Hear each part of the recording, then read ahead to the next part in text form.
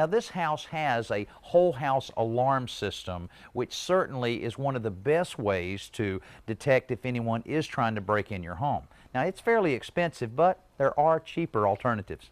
Another device senses motion outside the home and then sends a wireless signal to turn on a light inside the house, again creating the impression someone is home.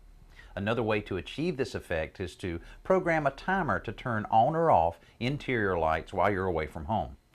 Interior motion detection is also available in the form of a standalone alarm, which, because it's battery powered, can be mounted virtually anywhere. When these units sense motion, they sound an alarm that can only be silenced by entering the proper code. Single location alarms are also a great low-cost alternative to the whole house system.